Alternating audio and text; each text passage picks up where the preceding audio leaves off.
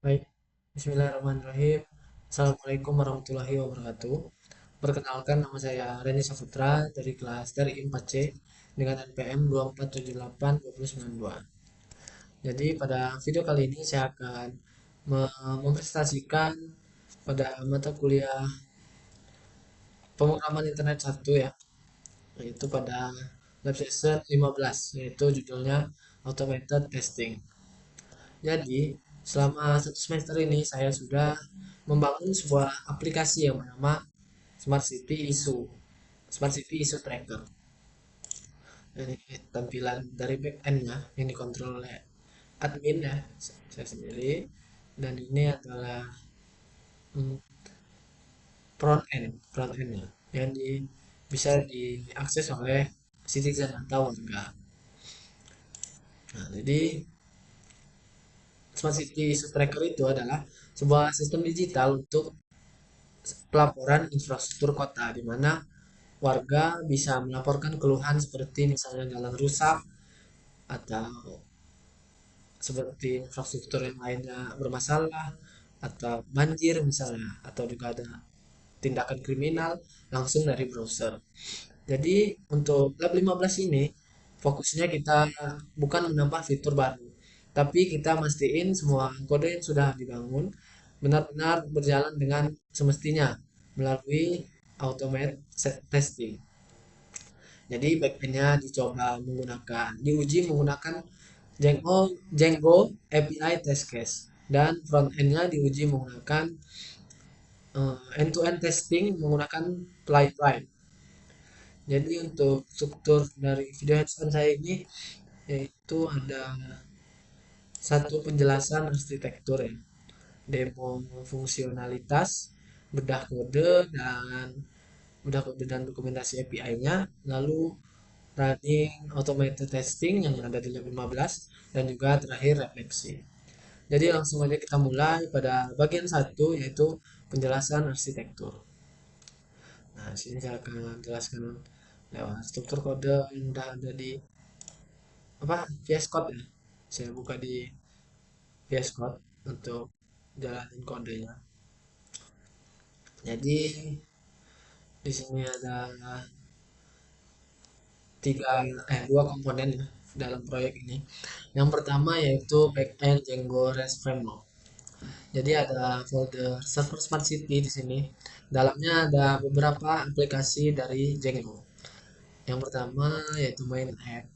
Folder main app ini adalah inti dari seluruh backend. Di dalamnya ada models.py untuk models.py. Nah ini untuk apa? Kalau models.py ini untuk mendefinisikan data laporan gitu. Lalu ada serializer.py untuk mengubah data ke dalam format JSON. Lalu ada permission atau hak akses ya.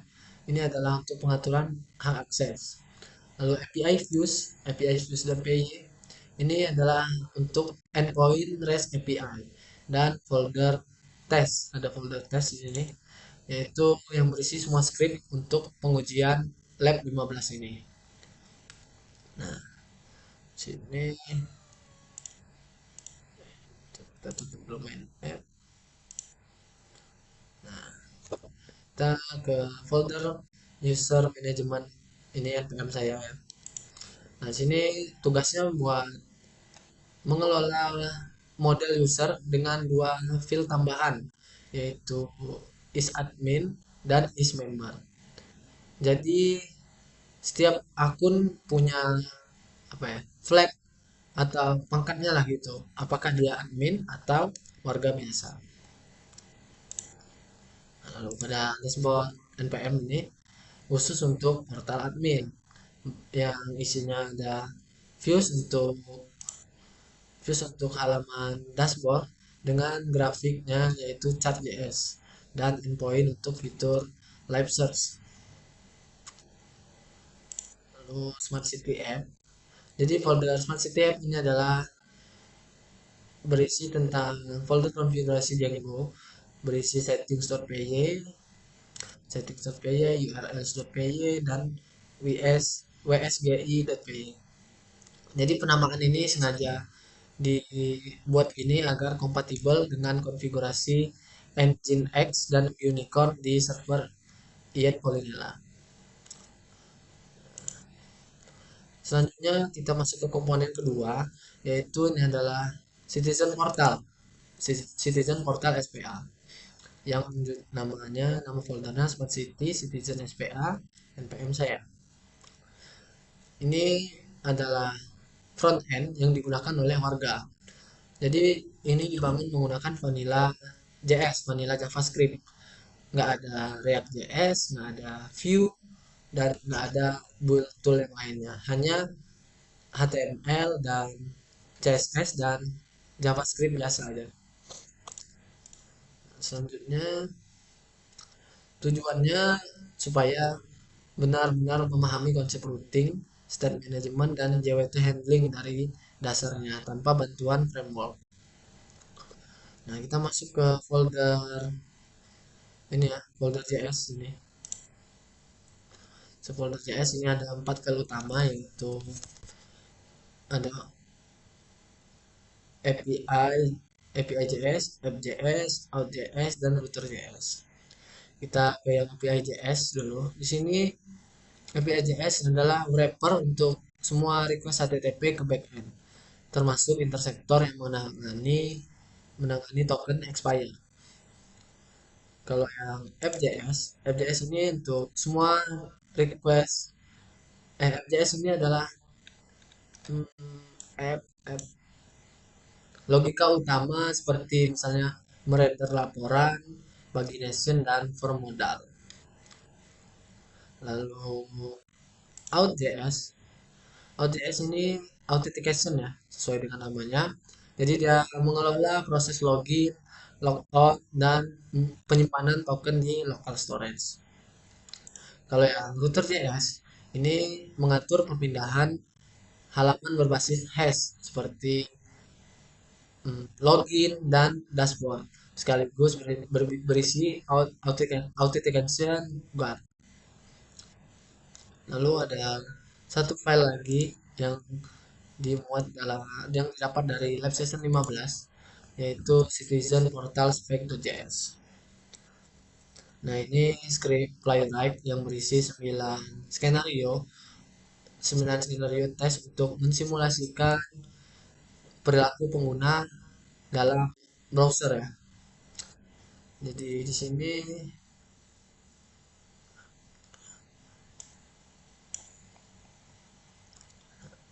ini adalah citizen portal.spec yang dapat dari lab session 15. Hanya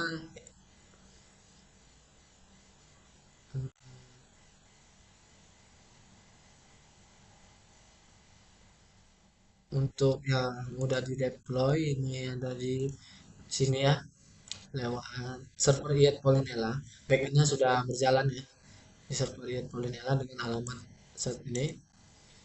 Jadi arsitekturnya request dari internet masuk ke Nginx sebagai pintu depan. Ini adalah port milik saya 8009. Lalu Nginx meneruskan ke Unicorn di port internal.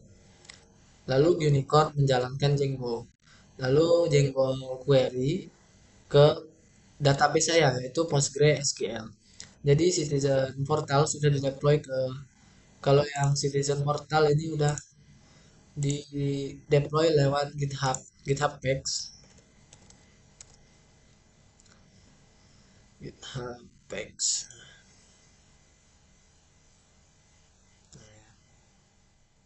GitHub Packs deployment centang ya.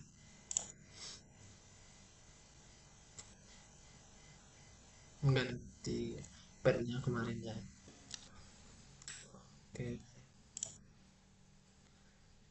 Nah, ini udah bisa dibuka di sini. Dan loginnya juga nggak ada masalah ya. Oke. Jadi mungkin untuk penjelasan tentang arsitektur itu saja ya. Sekarang kita next ke ini, yaitu demo fungsionalitas aplikasi. Jadi kita lihat cara kerja langsung saat di browser. Ini kita masuk ke yang di sini. Oh, kita login dulu. Kita logout ke oh,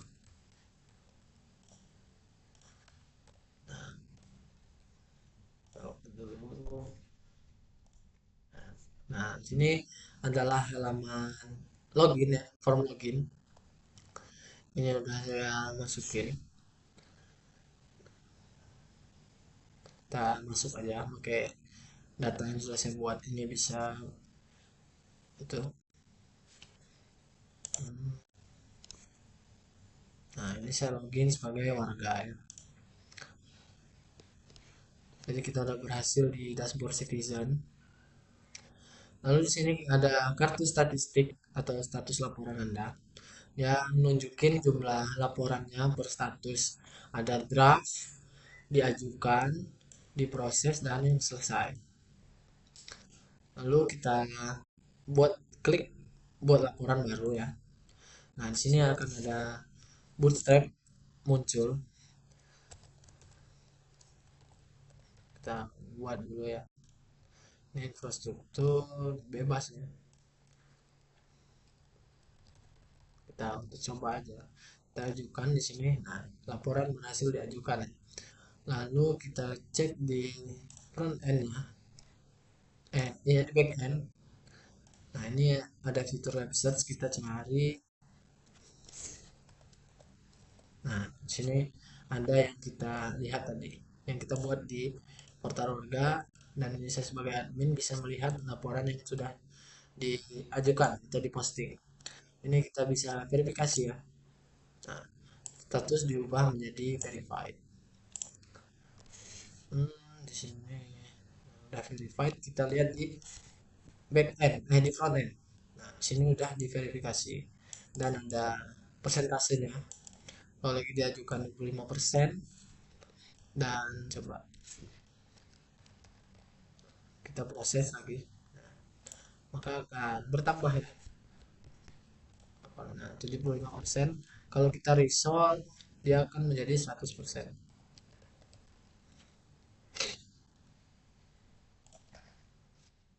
Kita refresh, balik ke laporan saya. Nah, dia akan selesai jadi 100%. Oke. Selanjutnya kita juga bisa buat draft di sini.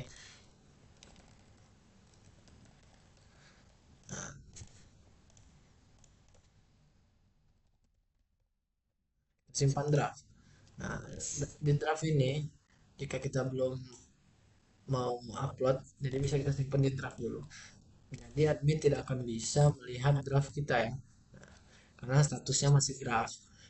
Kalau draft bisa dilihat oleh admin, jadi kan kayak melanggar privasi gitu kan. Oke, udah selanjutnya kita coba fitur apa lagi ya? Edit nih. Kita edit. Ini bisa edit teman-teman ya. Nah, fitur edit juga. Ajukan laporan mudah. Nah, ini kita bisa ke feed kota publik yang ada di sini semua, yang ada di semua database ya, dari semua laporan dari seluruh warga gitu lah ya. Nah, di sini di feed kota ini laporannya tampil publik. Nah, tapi perhatikan di sini nama pelapornya adalah tertulis warga anonim. Jadi bukan nama akun saya. Jadi ini adalah fitur privasi yang bekerja di level serializer pada backend. Setiap data yang masuk ke feed public, nama pelapornya otomatis diganti menjadi string, yaitu warga anonim. Lalu, udah ya, kalau untuk ini. Selanjutnya kita ke portal admin atau backendnya. Nah, sini kita login dulu. Ini adalah tampilan loginnya. Saya login menggunakan akun yang sudah saya buat ya. Menggunakan create super user, import, bot, context. Ini kasih login. Selanjutnya sini ada tabel daftar laporan ya, dengan kolom judul, lokasi, dan statusnya ya, dan beberapa aksi yang bisa kita lakukan. Jadi tabelnya langsung memfilter tanpa reload halaman. Jadi ini pakai Ajax fetch ke endpoint search background. Oke, nah ini ada dashboard ya. Sekarang kita buka halaman dashboard. Nah, dalam dashboard ini ada dua grafik chart.js. Yang pertama ada grafik button ini dan ini yang bundar ini ya. Jadi ini untuk mendistribusikan status laporan dari grafik bar untuk per kategorinya dan yang ini kedua ini dibuat secara ini ya bisa dilihat persentasenya.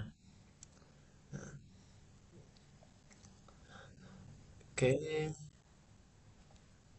Oh,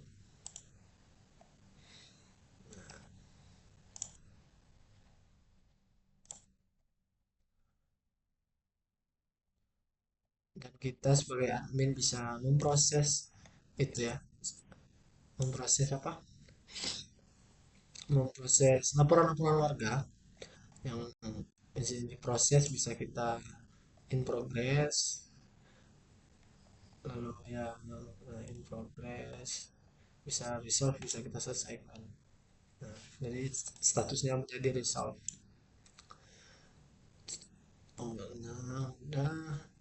Jadi perlu diingat juga untuk mm, perpindahan status ini dikontrol oleh backend.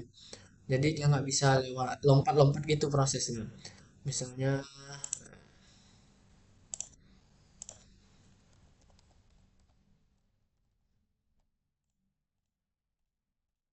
buat laporan dulu, ini harus reload, nggak apa-apa, nggak ada masalah.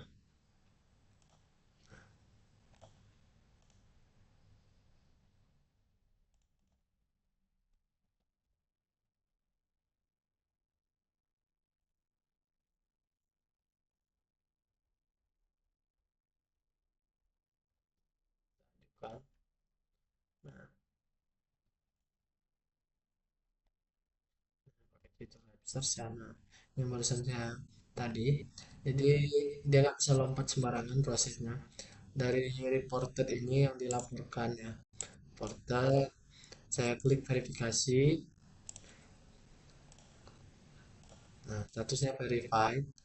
Lalu dari verified ke in progress.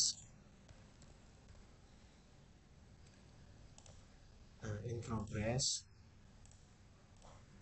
Lalu dari in progress baru ke resolve. Jadi dia nggak bisa langsung lompat-lompat gitu. Resolve sudah selesai. Nah, ini sudah resolve ya. Jadi ini diuji tesnya lewat WF03 dan WF04 tadi. Jadi untuk demo dari fungsionalitas ini sudah selesai. Sekarang kita bedah kode dan dokumentasi API ya. Buka kode program, tunjukkan blok kode yang paling menantang, lalu membuka Swagger. Oke, kita balik lagi ke VS Code berarti ya. Di VS Code di sini ada struktur kode yang saya jelaskan tadi. Jadi saya akan tunjukin 5 bagian kode yang paling penting dan menurut saya paling berkesan selama pengerjaan proyek ini. Yaitu pada permission.py. Pada permission.py ini sebenarnya file ini pendek, tapi fungsinya atau dampaknya sangat besar gitu ke seluruh sistem dari project yang saya bangun ini. Contohnya pada yang bagian ini, OBJ report ini ya. Ini baris ini adalah inti dari semua aturan edit laporan. Ada dua syarat yang harus terpenuhi sekaligus, yaitu pertama, yang minta edit itu harus pemilik laporan itu sendiri, bukan orang lain atau warga lain. Lalu kedua, status laporannya masih draft. Kalau laporannya sudah diajukan atau diproses, tidak ada yang bisa edit lagi, termasuk pemilik laporan itu sendiri. Selanjutnya di views.py ya, views.py untuk bagiannya. Nah, ini allow status transition. Jadi di sini ada dictionary yang memetakan setiap status ke daftar, status yang boleh jadi tujuan berikutnya yang yaitu yang berurutan tadi dari verified, in progress, baru resolve ya. Reported, reported, verified, in progress, resolve. Tuh. Lalu mm, jadi menetapkan yaitu tadi yang saya jelaskan tadi dari reported ke verified, reported hanya bisa ke verified, verified hanya bisa ke in progress, jadi nggak bisa lompat-lompat. Itu itunya ya prosesnya. Nah, maksudnya pada bagian blok ini adalah untuk memproses waktu admin submit perubahan status. Sistem bakal ngecek dulu apakah status tujuan ada di dalam daftar yang diizinkan. Kalau tidak, langsung ditolak. Nah, next ada di serializer. Dot get record. Kalau di serializer nah ini get reported. Aduh, tadi saya lupa jelasin. Jadi ini yang jalan di lokal juga udah normal ya. Bisa jalanin di terminal ini. Python manage pay run server. Karena kalau yang di lokalnya nggak benar, di sini juga nggak benar. Nah, ini yang di lokal ya, aman. Untuk yang ini jalan di sini lewat port 5000. Nah, ini aman juga ya. Oke, next sure aja. Jadi kita balik lagi penjelasan kode yang get report tadi. Jadi method ini selalu mengembalikan string atas nama warga anonim ya, ini. Jadi tanpa pengecualian, namanya pasti warga anonim. Jadi inilah yang membuat feed public tadi tidak menampilkan identitas asli pelapor gitu ya. Lanjut ke get report. Hmm, reported name. Oh, ini get reported. Nah, yang get reported name ini adalah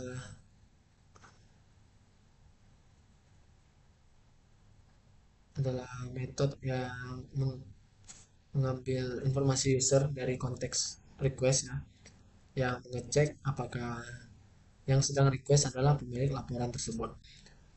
Ya, if object reporter.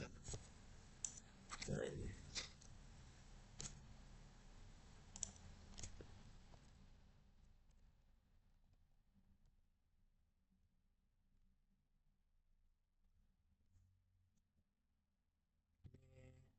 menampilkan username ya.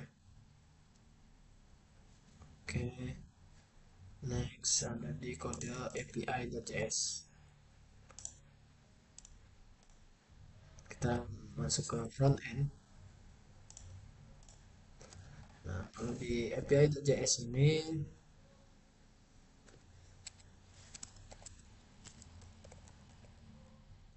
if if,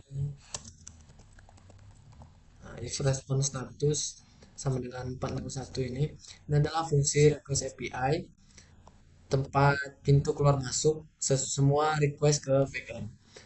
Lalu setiap respons yang baik, statusnya respons yang balik, statusnya bakal dicek dulu gitu. Lalu local storage, remove item. Nah, ini pada bagian yang ini ya, local storage remove item. Kalau ini, misalnya kalau daftar status 401, berarti tokennya sudah expired atau nggak valid lagi. Jadi interceptor langsung hapus semua token dari local storage dan redirect ke halaman login.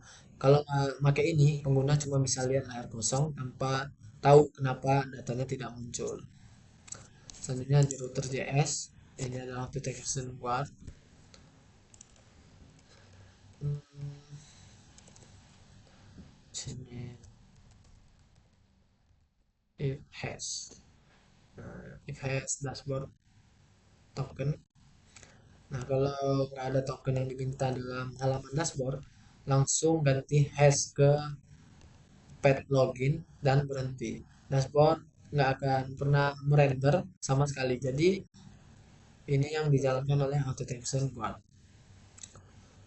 Oke, sekarang mungkin udah ya untuk 5 blok kode sudah kita lihat. Selanjutnya kita akan coba dokumentasi API-nya. Di sini menggunakan Swagger atau Scala. Nah, di sini saya pakai Swagger. Menggunakan IP ini yang dari Portkit Polinella, server Polinella, dan API of Swagger. Jadi saya buka Swagger ini ya. Di sini dokumentasi API-nya otomatis dari library DRF spektakular. Nah, ini saya pilih yang API token dulu. Lalu try it out. Ini kita masuk ya.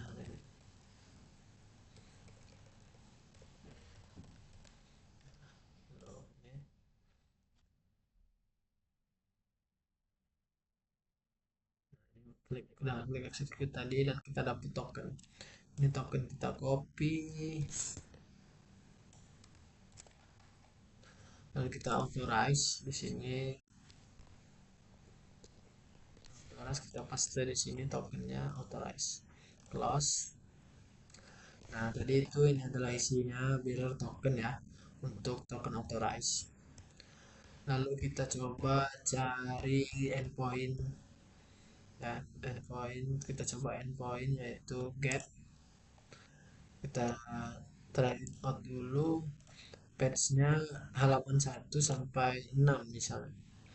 Kita try out, nah, execute. Nah, sini akan menampilkan 5 itu ya. 5 6 6 laporan teratas dari halaman 1. Jadi responnya juga 200. Jadi get API report aman. Lalu kita juga bisa pakai post. Nah, di sini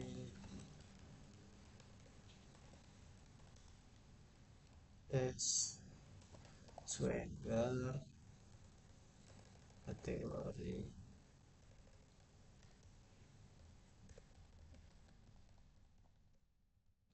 descriptionnya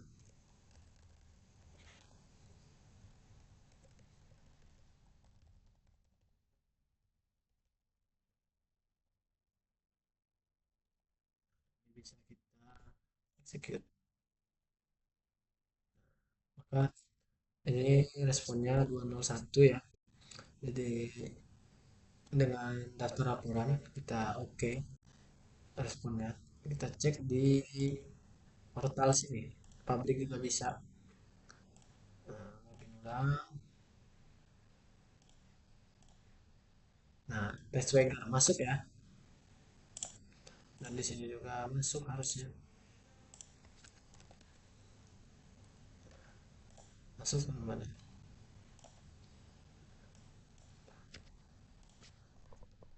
Di API di sini aman.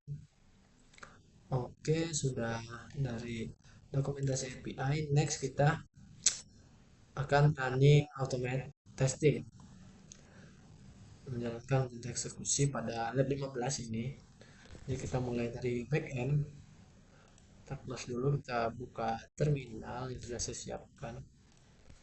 Kita cd server smart city karena ini adalah folder backend. Nah, jadi ikuti yang dari lab 15 ini. Kita tes di backend, menjalankan tampilkan yaitu ini dulu teman, Python manage the py test main app.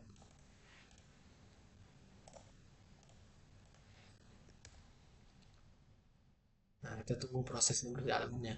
Jadi Django membuat database terpisah dari database collection, jadi tes tidak akan mengotori data aslinya ya. Jadi titik-titik yang muncul ini adalah masing-masing tes yang dicoba. Di sini ada 45 tes nanti ya, sesuai dari lab session ini. Run 45 tes nanti hasil yang berhasil seperti ini, dan ini yang gagal, yang atau yang fail. Oke, salah. Ini kita tunggu prosesnya, dia sedang mengecek. Di sini ada authentication test, privacy data test, workflow state test, admin workflow test, dan CRUD validation test ya. Nah, jadi kita tunggu hasilnya sampai run 45 tes ini berhasil. Prosesnya agak lama ya. Kita tunggu dulu bentar.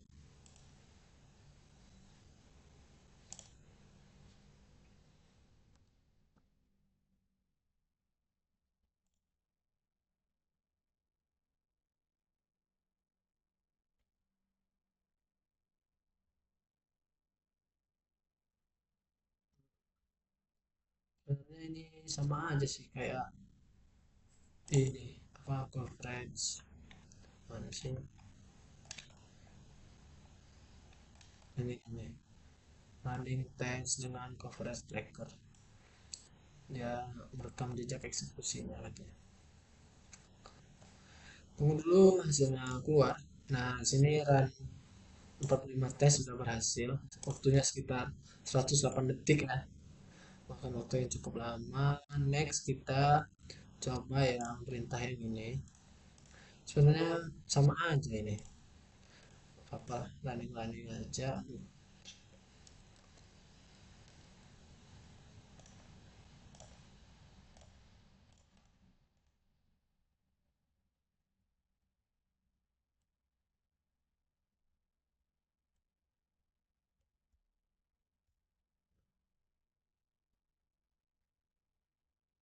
Tunggu dulu bentar,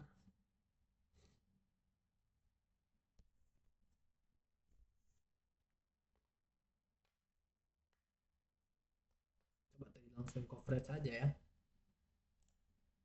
nah, pikiran sih. Nah, ini tunggu aja deh.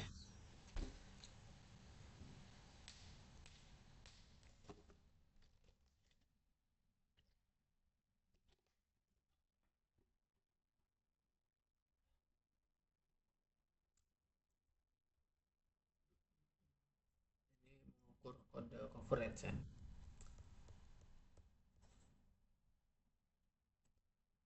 Selanjutnya apa lagi? Nah, ini nggak usah. Nah, ini kok coverage report. Ini menunjukkan persentase ya. Tidak, kalau di atas 80% itu ya termasuk bagus gitu. Tunggu dulu bentar, teman-teman.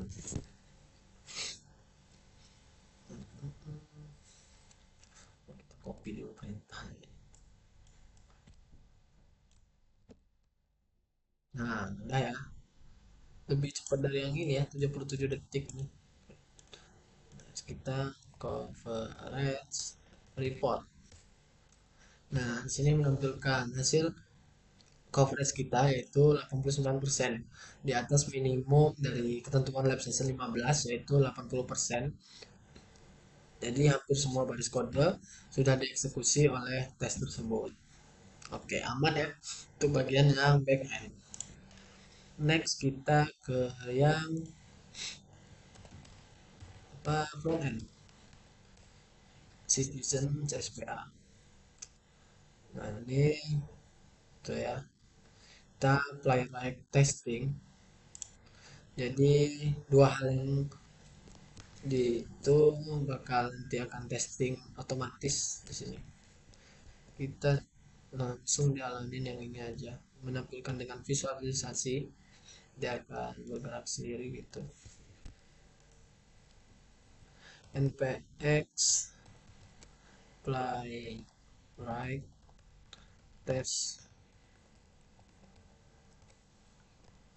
Nah, jadi playback akan membuka browser Chromium otomatis dan mulai menjalankan tesnya. Oke, tadi saya teman ada sedikit error ya, karena belum saya running di live server. Ini kita tes lagi perintah yang tadi.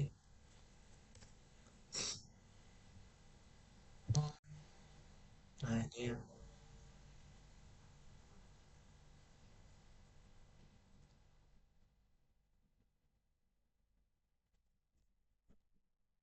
Oke, kita tunggu sebentar dari hasil-hasilnya.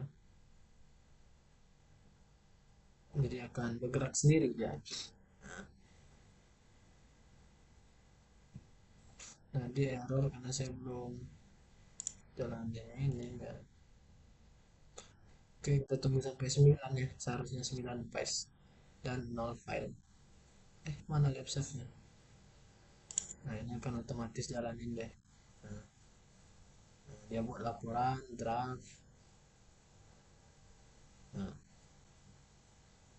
Nah, udah 9 paste dalam waktu 51,5 detik. Tempat saya itu gagal karena belum saya running untuk front end ya. Udah sekarang jadi hasilnya 9 paste. Oke, 1 2 3 4 5 6 7 8 9.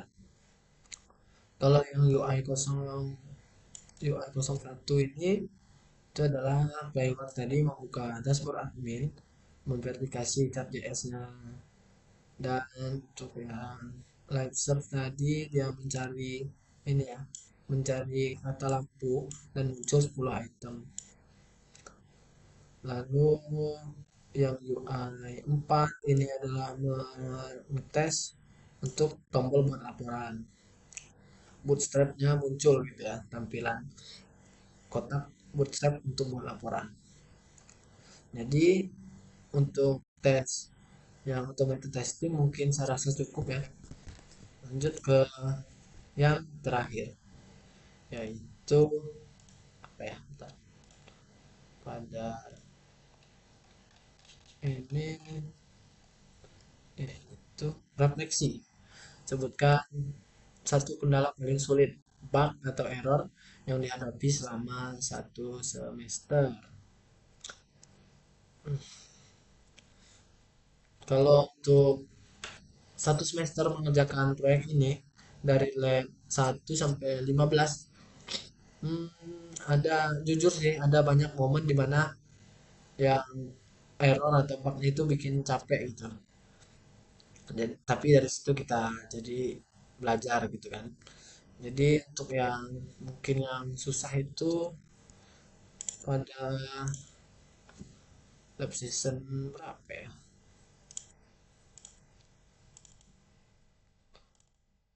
Lab season 10 yang JWT kalau nggak salah.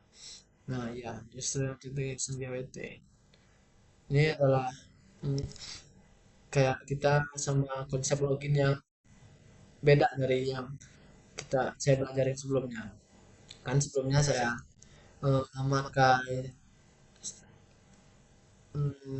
session login gitu, tapi JWT ini beda beda banget. Server nggak nyimpan apapun tentang siapa yang login. Setiap request harus bawa token sendiri, dan server juga hanya harus hmm, percaya kalau token itu valid secara itulah, apa, nggak boleh ada salahnya gitu. Nah, masalahnya waktu itu saya kurang paham pada fungsi permission di Django, has permission dan has object permission. Jadi saya cek status laporan di tempat yang salah gitu, dan hasilnya selalu error. Jadi hmm, Mungkin dari itu belajar ya tentang dokumentasi, harus membaca dokumentasi kode sampai habis sebelum mulai tulis kode yang baru. Lanjut, hmm, tentang ya apalagi ya, mungkin ya lab 15 ini, automated testing ini, jujur saya ngabisin waktu nggak bareng teman saya Rian, bisa 2 hari ya gitu, karena buat tes ini justru kayak kita buka aib kode kita sendiri gitu, banyak bug di kode kita sendiri selama ini nggak kelihatan. Jadi yang paling buat kaget itu ada tes yang gagal sampai berkali-kali, sampai numpuk lah screenshotan buat buat ngeprom gitu kan, karena kenapa sih ini gagal terus gitu, sampai ke minin saya nggak bisa ngecek lagi. Untuk masalah itu ya ada di masalah kayak pagination mungkin ya, itu nggak bisa dicat lagi, sumpah. Jadi ya itulah error yang buat kesel nih, tapi ya keep enjoy. Ngeprom aja udah nggak bisa lagi di chat ini, padahal ini yang nemenin saya selama nge ya ngoprek lah, nemenin ngoprek di mata kuliah ini itu selama hampir 1 semester, ya kan error nggak bisa ngecat lagi. Lalu jadi kalau pengalaman ini kita tuh harus belajar itu menulis menulis tes yang automated testing ini sama sulitnya dengan kita benerin kode yang kita kerjain gitu. Tes yang salah bisa ngasih kita apa ya, karena kan kita nggak tahu gitu itu error pas di automated testing, nggak taunya merah semua.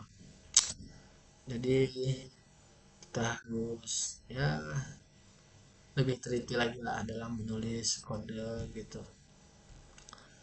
Hmm. Selanjutnya juga kadang salah panggil URL, lalu pas yang paling panjang itu sih yang pada tes flyer like itu, sebelum buat hands on ini aja banyak bener yang saya oprek pada bagian front end biar dia bisa lancar gitu. Jadi untuk mm, kesannya kalau yang dari 1 sampai 15 line ini, dari yang awalnya cuma bikin HTML biasa sampai kita punya bisa automated test 45 unit ini, yang tadi 45 unit test backend dan 9 tes playwright. Jadi perjalanan ini panjang dan penuh trial and error. Oke, mungkin jadi hmm, pelajarannya setiap error yang akhirnya berhasil dipecahkan memberi pemahaman ya pada kita sendiri yang jauh lebih berkesan lah dibandingkan kalau kita langsung jalan dari awal gitu. Jadi di situlah atau asiknya troubleshooting gitu. Oke, kalau mungkin itu aja untuk pada tugas video hands on lab 15 kali ini. Jadi kalau dari lab 15 ini hmm, yang saya pelajari yaitu nulis kode itu hanya setengah dari pekerjaan. Setengah sisanya yaitu kita mastiin kode itu benar, lalu kita juga harus hmm, apa ya, membedakan membedakan apa.